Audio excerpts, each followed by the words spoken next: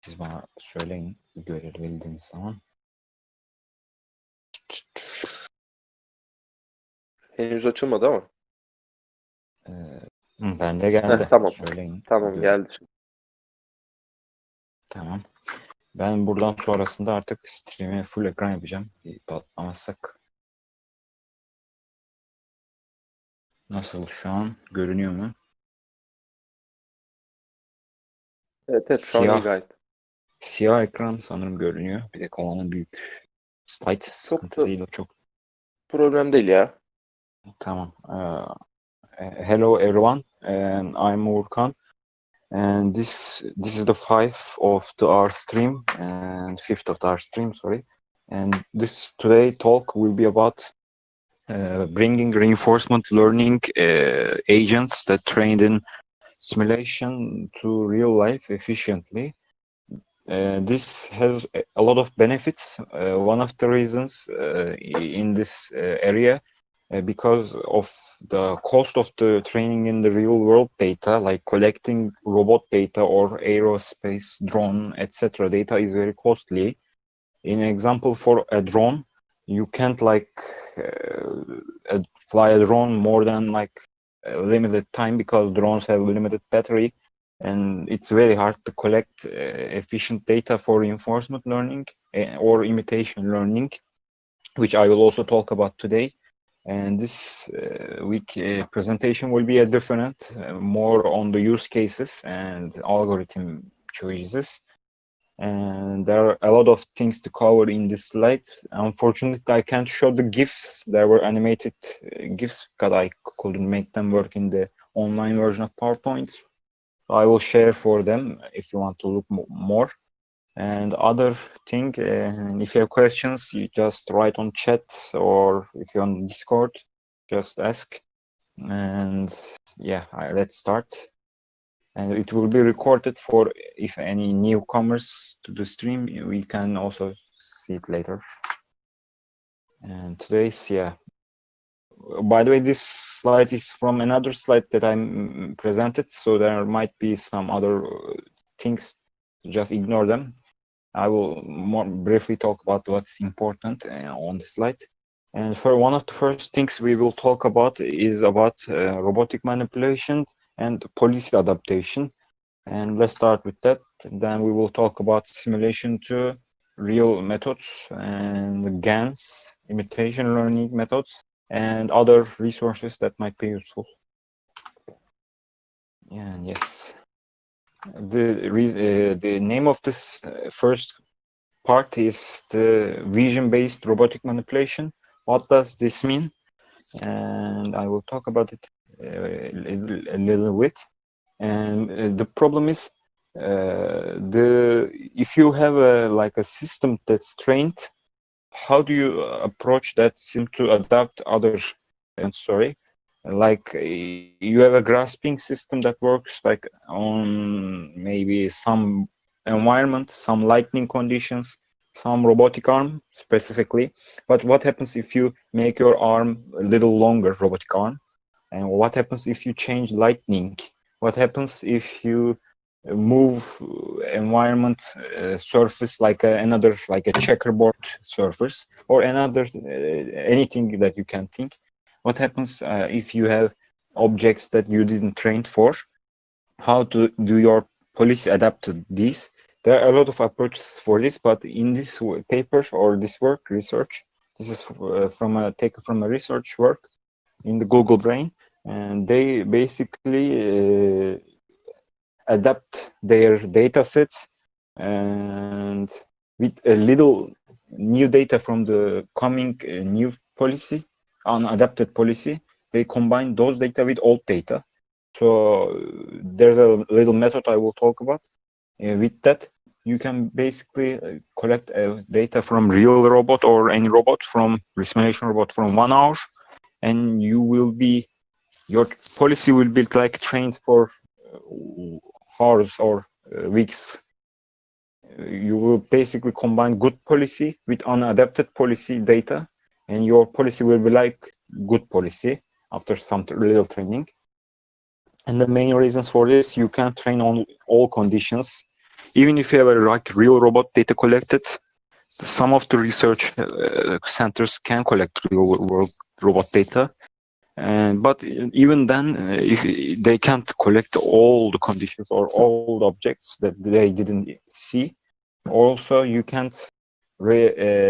It's impossible. Not possible to retrain on the all conditions or failed objectives, because it will be very hard and in the like of cost size. And the example they did was this, but I can't really play the GIFs. But the main idea is they basically trained in the left condition. The left condition is very usual for robotic environment because it's basically a bunch of toy objects. But in the right image, there are a lot of bottles that they are very. Their color isn't easy for a vision-based robotic system.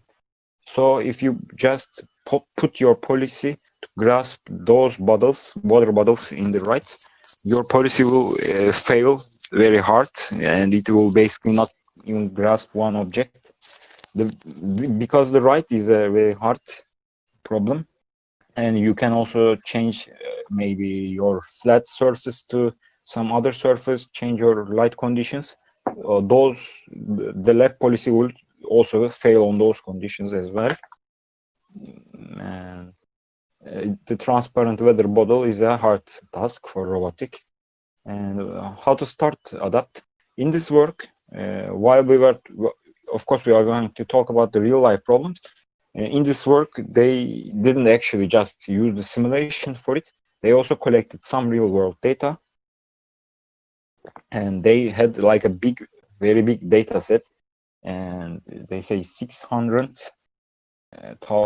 is very big data sets for this stuff, because collecting real world data is very hard. But if you have let's say if you had used their data set, or if you just had some data set, how to adapt for new condition, because even if you collected one time, you can collect all the time for data. And just like they said, if you maybe just move your robot finger to 10 centimeters right or left or something else, your policy basically fails. Even if it's a reinforcement learning agent, you can't expect to adapt a new stuff without you basically telling it to. So the problem is this, and the solving of this problem, they basically, just like I said, they're mixing their big data set with a little data set from the new failed policy. They have 800 new grasp attempts, and this is very easy to collect compared to those big data sets. You can basically find the robotic data sets, some of them at least, on the reinforcement learning related channels or resources. And if you basically connect your new policy, failed policy data, or your expert data with these policy data, like a 50-50% mixing, and if you use the correct algorithms for them to properly mix, you will basically get successful adaptation. And this is very important because you need to adapt to new policies in the real world, because in the real world there will be things that you didn't train for. After training for a little rate, the success rate went from like 30% to like 98%. It's even better than just training with only new data, because you also have knowledge of the old data, big data sets data, grasping features or robotic skills, manipulation skills, and you also have now a new environment with the prior knowledge of the robotic. So it's of course better than the just training on the network. By the way, this work, after adapting, it also improves your original evaluation. If you just train for big data set on one task, it would get like 86% success rate. But after collecting unadapted new objects, it also improves your original policy as well. Yeah, so this is a mutual relationship. Both win. And basically, this is the face of the algorithm. You pre-train with big data set collected. You basically can't collect if you are if you don't have like these resources, so you can find them in the online. And you can collect, by the way, on the right side, because the 80-100 robotic grasp isn't that hard compared to other data, because this is like 1 hour of the real robotic data. You can basically find those data if you have a real robot, and you adapt them with like 50-50 chance, and you use the QT-opt algorithm, which is a reinforcement learning algorithm based mostly about the real world tasks. You can check it online in the paper. After new evaluation and adapted Q function, it becomes very successful. And this is a new work done this year, and it's very successful so far. This is just another video of this, but I can't play it, sorry. And I'm just skipping some of them. So it just it also shows you can also do different things for adaptation. Like some of the researchers use, instead of the real robotic data, because they maybe can't find the real robotic data, but what you can find is ImageNet data.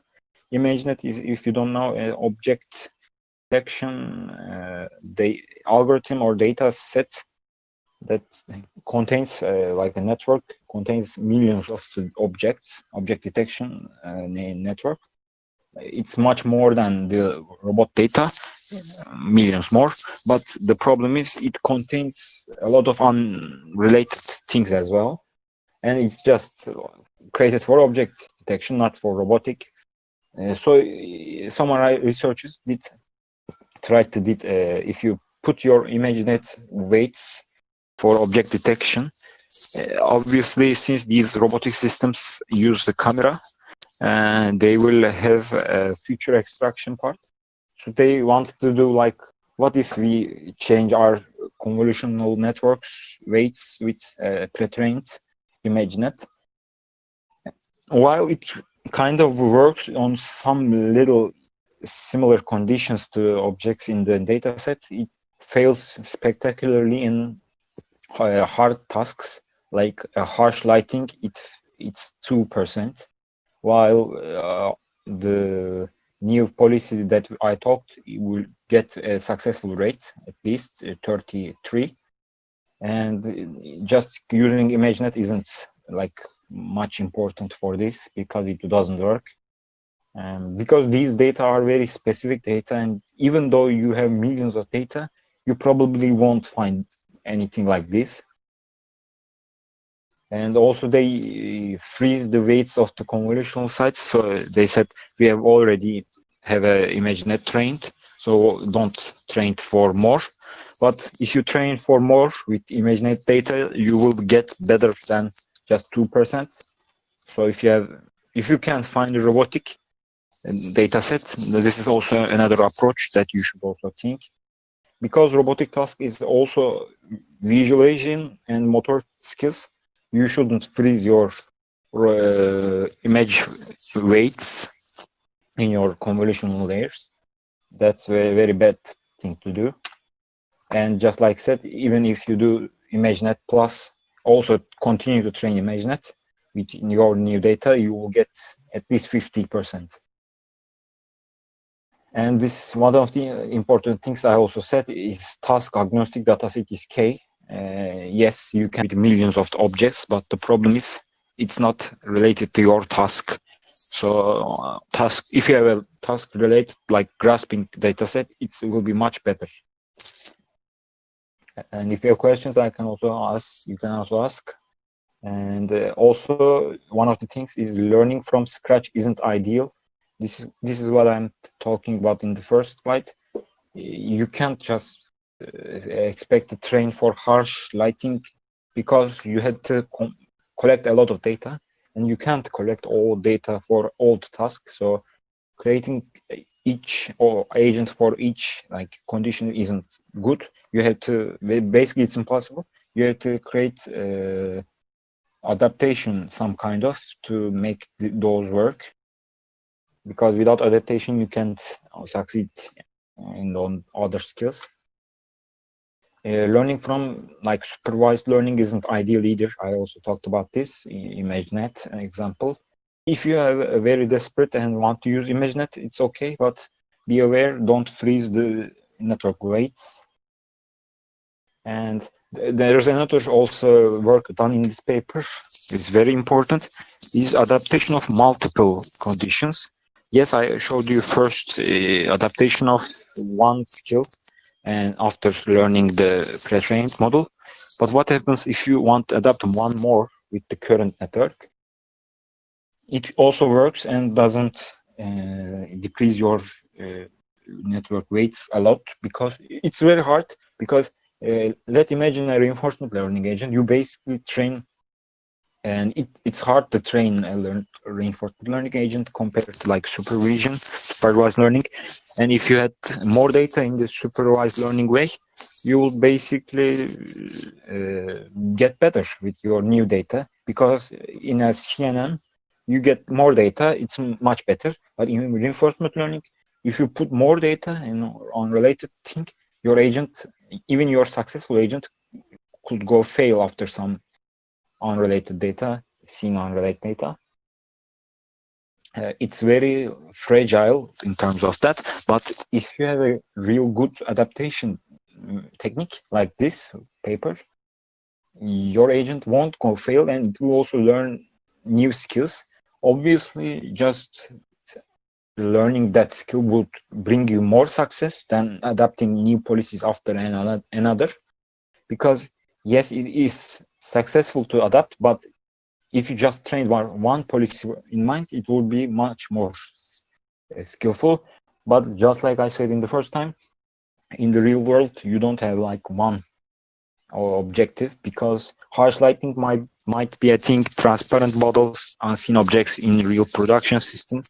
Checkerboard rendering is what it talks about the surface of the objects. Your robot in real life might crash somewhere, and it could offset some little centimeter.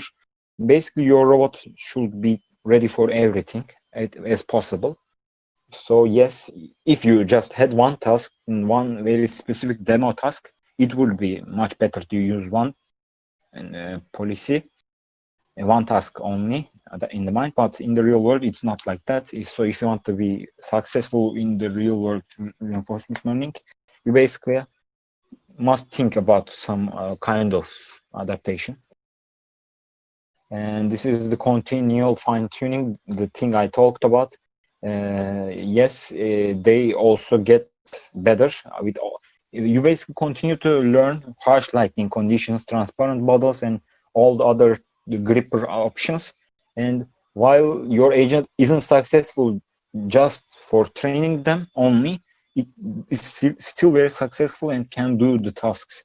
The 80% on robotic task in the real world is very useful with all the other things in the learned. And this also shows you can basically learn to continue to learn other tasks. In this project, they used the QT-opt algorithm. You can check that. And other things I basically talked about. And yeah. I will also talk about the little shortcomings of this work. And if you have questions in this related to this stuff, you can ask, because I will continue to other projects and other research that is done in this topic. We have one question, but it can't be related. But I will ask if you want. Yeah, sure. Rashid asked this. What's the difference between optimal control and model-based reinforcement learning? It's a bit Optimal fundamental, but well, one is the related the control of theory, and model based. Yeah, in the model based, you basically assume you have a model, I'm not really good with the control theory, but I believe it's not related to those topics. But you have basically doing calculation in the basically some assumptions in the robotics or controls, and trying to find based control theory. But even if you have a model, you also do those stuff, because as I know, you use some stuff from the control, like planning algorithms, use stuff from them if you have a model. And yeah, basically, you don't, for learning the agent, you don't do like try and error state reward stuff, because you also calculate them entirely, and you have algorithms that deal with stuff. Yeah, sure. Actually, the answer is in the fundamental of reinforcement learning. We have no data, no information. It's just tabula rasa. But in optimal control, at least we have forward dynamics model. In model based, we have a model, but we don't sure if it is the best model of the environment. Yeah. I hope it answered the question. I'm not sure. So, and this is the also shortcomings of this first thing I'm gonna talk about. And this is the this talks about the extreme changes to robot. It says yes, it can adapt to grasping in different conditions like harsh lightning, etc. But how extreme it can go, because as you go to extreme things, your agent might not be adapted. But this is a still work in progress, because it's very successful and it can be built upon from this paper. And another thing is, can we make this process automatically? Because currently you collect more data from failed policy or failed condition. You can probably make this automatically in the later probably works, because in theory it should work. You basically can use like self-supervision methods to collect new data from new failed policy or new condition that you want to adapt. And other thing will be just improving and training your network and replacing on the robot. This is just an infrastructure part. It's not that hard. Can we make robot to learn every day? This is the one that I have no idea, but it's very hard topic. This basically also thinks more like artificial general intelligence, because if you learn anything new each day, robot will be like a human in the end. And yeah, this is I believe philosophical questions more than technical. And yeah, you can also check this robot this work site later on. Second thing I'm gonna talk, the three topics I'm going to talk after this will be related to simulation to real methods. If you don't know about simulation to real, it's a method to adapt your policies exclusively or mutually trained on mixed from real world and simulation, but it's more about simulation adaptation to real world. And this is very hard thing. Why, you might ask? I will say it. And the problem is, your simulation is just a model of the real world, and you don't know the most of the real world dynamics, how it works. Even if you know, you can't basically put all the things in the real world. One would be very hard to compute all those physics, all those image related tasks. Basically, simulations are just a fake model of the world. They do for better understanding, trying some ideas, but they're not very accurate. Most of at least the simulations, like one, obviously there will be better simulations in some really simulation tasks, like something in the NASA or something, but most of the simulations we talk about that daily use, they are not realistic, or they are not realistic in image part, vision part. They're also not realistic in robotic control and dynamics and physics-based ones. There's also some not real. And if you train the simulation reinforcement learning agent and put to real world, it will fail spectacularly because of those things I said. So you have to take care of some methods. And these works seem to real works if you saw on them online. Their main purpose is to close reality gap between simulation and reality. One of the things that Google did was the progressive networks. And the progressive network is a new neural network approach that lets you use the things trained in simulation, but the things that are like a very low level, like motor skills, some of them, and somehow hoping to adapt them into high level, like grasping from low level, like on moving your robot arm. And this is very interesting algorithm, but this is very this is a basic algorithm, but most of the people didn't work on this because. So I'm going to skip a little fast about this stuff, but I just want to add it. And basically, neural network approach is different, but reinforcement learning agent is still your typical like actor critic algorithm. And you can also use LSTMs for robotic tasks because it helps.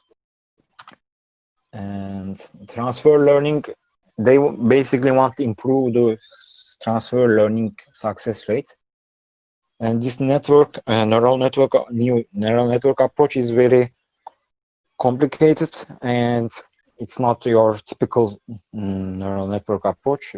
It includes a lot of randomization on the layers for adaptation purposes. And it only works with big clusters, CPU clusters. And one of the things they also did in this work, they trained their simulation very basic grasping box. I want to show on the left. They also trained with the images they want to learn from if the images were simple enough. Because if you looked right and the left, even though the left is real robot and right is simulation, they look very similar. They purposely did this because in the real world, you won't have a simple case like this because this is very easy and basic. And they also did left image, real robot image, to look similarly as simulation. In the real world, you're basically doing opposite of this because your simulation must be complex because the real world is complex. So you basically have to make it like a real world. They just want to show if this work could be working in the real world, and it worked. And I'm going to skip some of the design algorithms because we have a lot of things more to talk. But you can check this work. But like I said, this is a great idea. But most of the people that I see related to robotics didn't use this work. But it's very respectable still work. And it's from, I believe, one of the researchers from the DeepMind did this. But it's one of the things that is very hard about this. It requires very big CPU cluster. Most of the people doesn't have approach to that. And you can also check the slides from the researcher who made this work. But basic idea is very on the fundamental neural network approach. And you just add some randomization and noise to some layers, hoping to adapt them for low-level features.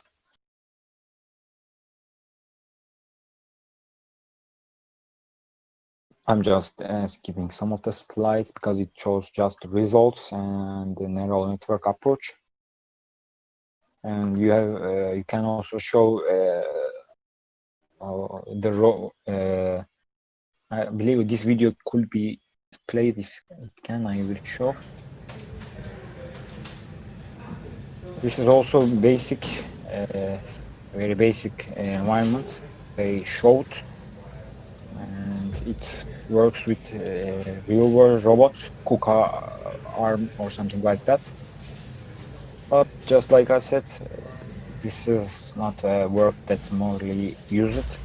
And main reasons, this works only on some conditions, didn't work on the other conditions. This. And you can check the rest of the videos. I will share the links for them. And they also talked about what could be better to work. And they also talk about meta-reinforcement learning. Meta-reinforcement learning is one of the most successful things related to simulation real adaptation. We will talk about that a little bit later. I'm skipping this part, so you can check it. And one of the other things that used with simulation to real life or sim to learn is GANs. If you don't know GANs, they are generative adversarial networks, and they are basically used for like in creating new human faces from the data they have, or other things like maybe you see deep fakes, the voice generation, etc. They use the generative networks for that. And what about why not use for it for reinforcement learning agents and how to make like your simulation to look real? This is one of the things most of the researchers try to do it in recent years and even this year. And there are a lot of grasp gun related stuff, but I will talk about the latest ones because the first ones failed for reasons I will talk about now. And the basic idea is you have a simulation on the left, like something like Mujoko or PyBullet or maybe VREP or Gazebo. You can use any of them. And you can basically, in simulation, you can create millions of the robots, like basically just comment a little Python code and you will create robot. You will create these objects and these conveyor, or you will basically simulate a lot of robotic and you will collect more data. But just like I said, those data, neither the robotic motor skills is accurate or nor the image part. So if you just put this onto real world, it will fail. But what could be done? One thing they talk is how to we make left image like right image as possible. Obviously, your robot, if you are a robot, is a vision-based robot, will have a camera, and your camera will focus on some part of the robot vision. And if you just see the objects in this paper, robot, what happens if you try to make those objects and the surface realistic? It would basically solve your real world problem because you are now creating new images from simulation as realistic possible. So you are collecting free real world data, but of course things aren't that easy because when they started to work on this stuff, most of the work wasn't successful. Because what happens with the GANs, if you little know about them, it creates, yes, realistic images, but it also loses details because you don't, in the GAN, you just don't say don't lose these details, etc. It basically tries to mimic world with the data it has, but for robotic, it might be very important to not lose any detail because you are basically grasping new object. So if you remove object while creating new image with realistic, what happens? You basically fail because you can't see object in your new image. And if you adapt that, if you just put that trained policy into real robot, you won't grasp object because you think there is no object there. So that's basically failing. And GraphGAN was one of the works that's done 2 or 3 years ago. But most of the researchers now continue to work on this stuff. And now I think it's very more successful and it doesn't lose objects. But still, training again is hard, really hard. But it's very now successful approach compared to first our second thing that I showed. And that's the work that also, of course, for little you need also some real world data, but it's very little compared to other work. And this is the approaches, this is the results. This is from the 2 or 3 years works before, and so new work is much better than this, by the way. You can check them out. But this is also still successful. You basically create some fake objects in the simulation, and your real world generated data in the bottom right, those are the realistic. It also even can generate some parts like robotics arms, like cables, etc. It's very realistic nowadays. And yes, you can check the new GANs papers, and I'll fully show this video, please. And basically one of the works that shows the extraction of the semantic like maps, and it's one of the successful approaches, I believe, these days. And if you have a question related to grasp GANs of idea, you can ask now, because I'm talking about a little bit with imitation learning and GANs, Dagger, sorry. If not, I'm continuing.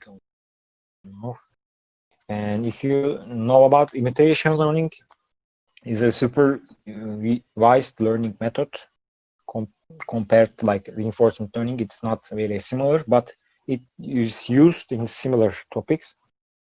In imitation learning, you basically have expert that collects your data, and your agent or your policy tries to adapt to those data in a similar way to like you train an image net or something like NLP network. And one of the things hard about this, let me skip slide. Yeah. One of the hard things about this is collecting data, because collecting expert data is very hard, and you don't know if your data is really expert or it might be fail data, or etc. It's very hard to identify the expertness level of the data, and it's also hard to collect data from the expert as well, is in terms of cost, price, etc. collecting and labeling those data, because in real world humans doesn't like label everything in their mind.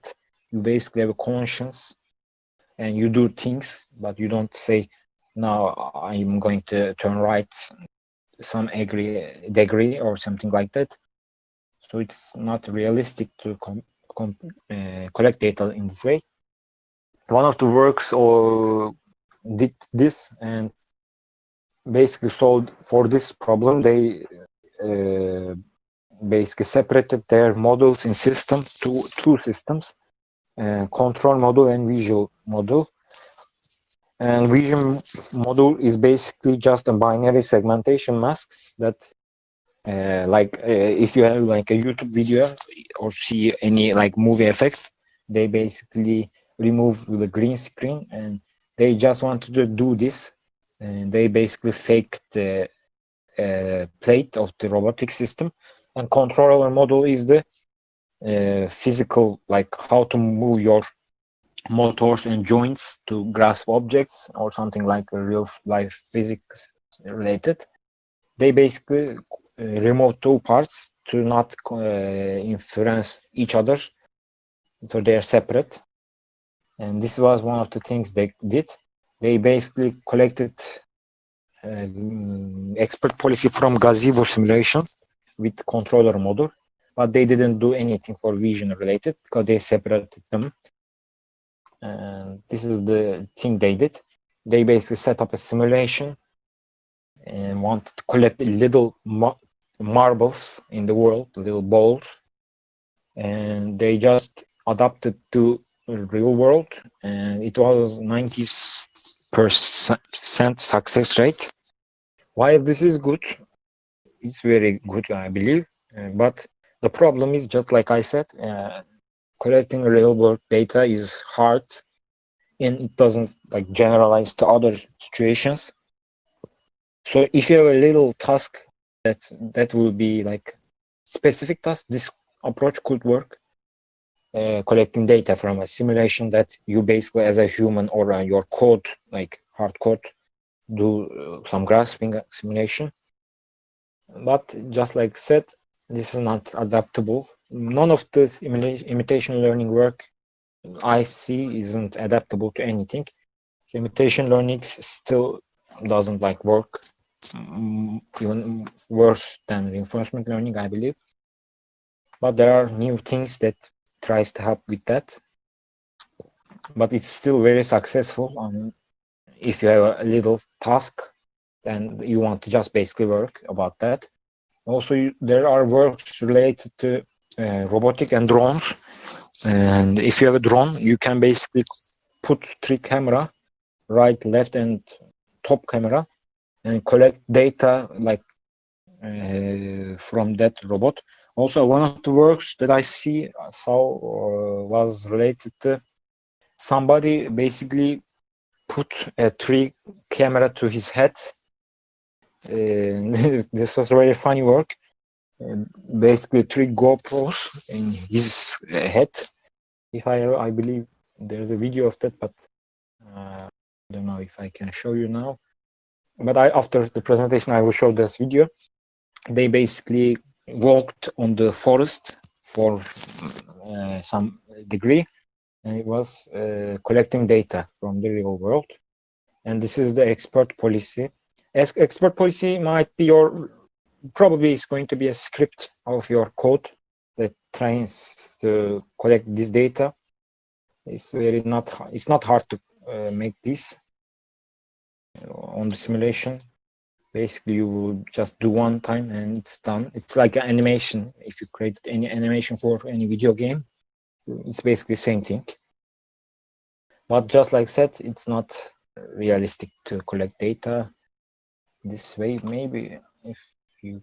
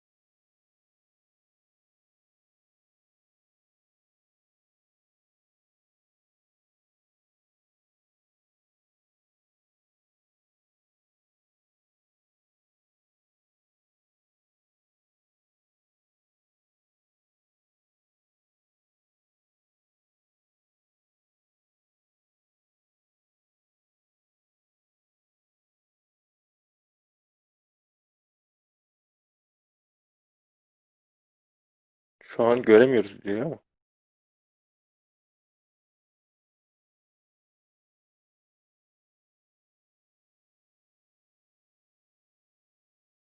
Urkan.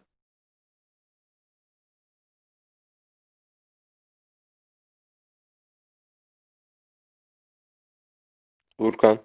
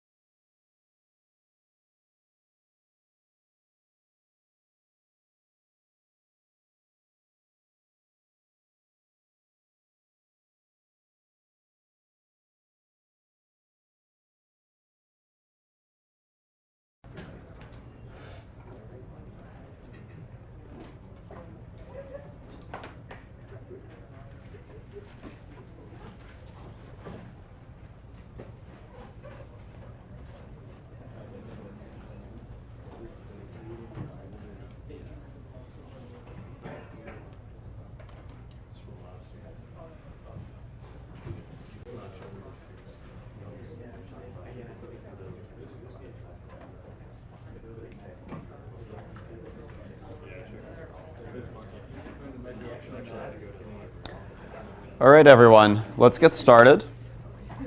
Welcome to the second lecture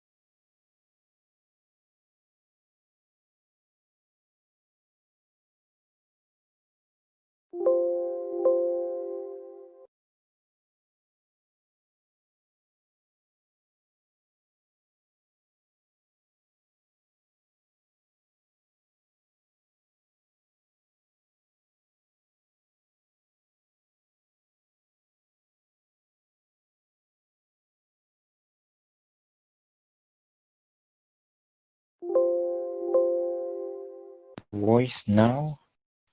Okay, I believe I fixed it.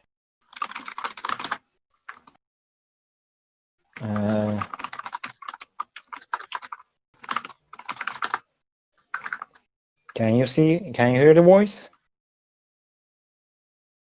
I believe you can, but just wanted to double check. Voice now. Okay, I believe I fixed it. If it's successful, so I'm continuing on the slides.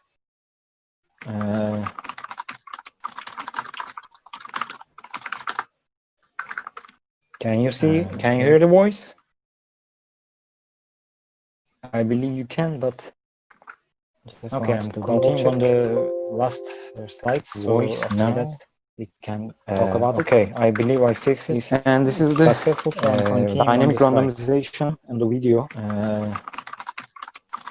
This is very important work, and this will help with the reality gap. Can you hear the voice? And I believe you can, but this is the work they done related to moving some objects to some point. Can talk about okay, I believe I fixed it. And this is the case, dynamic randomization method, the video, different starting points.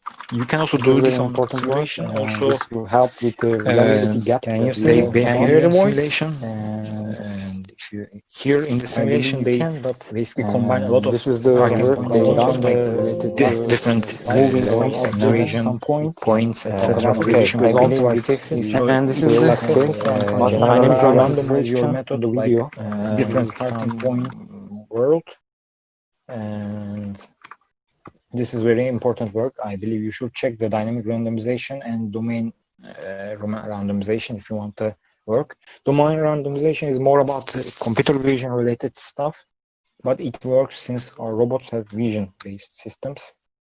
And the other things that I'm going to talk is related to practical usage. And this is a state representation learning zoo, which is a GitHub repository. You can use this for very important debugging tools such as autoencoders, information, and you can train supervised learning robotic tasks. And you can basically choose a lot of combination of your tasks very easily. I highly encourage you to check this. And you can basically see this RL toolbox. This is very important for real-time reinforcement learning tasks. And you can basically have these whole algorithms already implemented for you for discrete cases as well as continuous cases. And you can customize from there because it doesn't make sense if you know algorithms and how to implement from scratch every time. And you can have a lot of debugging tools, tensor boards already debugging your application. And KUKA robotic arm is very useful, like a mountain car example for this stuff. Basically, KUKA is the basic cartpole of this robotic reinforcement learning, and you can basically combine a lot of real-world objective as well. This repo is very useful. I believe you should check this out after presentation. And RL Bench is a new 1 year old, I believe, but it's getting a lot of use because it contains a lot of reinforcement learning tasks, like playing chess, opening toilets, like opening the fridge, etc., opening door, and you can basically train your algorithm if it successfully do these tasks. And you can also combine your things like meta learning on these tasks. This, I believe, also works on like OpenAI Gym, like state representation. And the last thing is the robotic data set I talked about in the first slide. You can check this there. It contains like a lot of near to 1 million robotic data. And this is the last thing that I'm going to talk, thinking while moving. And if you did any real robotic you will know, because real robotic is very fast compared to reinforcement learning agents. And your reinforcement learning agent is working like this. It collects some data, it observes that data, and while that computing its next action to take. But in real world, you basically have to concurrently move all the time, because you can't expect like robot to think. So wait, think, wait, acts like that. In real world, you basically have to do them all in motion. And this new work is doing this. It's very important, and it came 1 month ago or something. And it basically uses some of the dynamic programming related tricks to move your robot near to your policy all the time. So your agent doesn't wait for or blocked while thinking some object. And this is the paper explanation video, and I believe it's very useful. In the left, normal robotic operations that I talked about. In the right, you have some system that's always moving, like concurrently moving. And this is one of the things that should be done if you want the reinforcement learning agents to learn useful tasks, because if you waited like 1 minute or whatever seconds, it will be very unsuccessful real world application. Basically, just like you saw in the right, your agent moves all the time. I'm also going to show the real robotic because it's very useful, the real robot, just not simulation. But like in this example, your robot basically tries to grasp objects. Both has camera systems, and both are doing the same thing, but left is calculating a lot of things and waiting for calculation to end, to act, while the right system always moves, and it's more fast and better like state for a robotic system. Of course, they are still not very fast, but I believe it's a very big improvement overall. And I encourage all of you to check this thinking while moving paper. And yeah, and I believe this is the last things. Yeah, this is the last slide that I had. And if you have anything to ask, then I will answer your questions. After that, I will finish the presentation. I'm checking the comment section, and most of them are already answered by Umutcan. If you have any questions, ask now.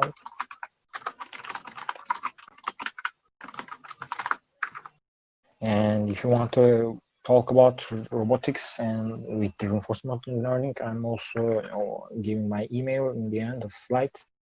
You can access our slides from our GitHub repository. And if no questions, I'm going to quit the stream.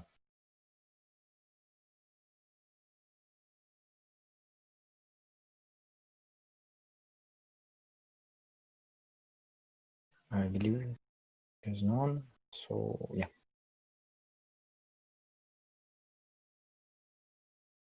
Okay. And I'm ending the stream. So thanks for everyone joined. And we hope you come to next week as well. And follow our accounts. Thanks.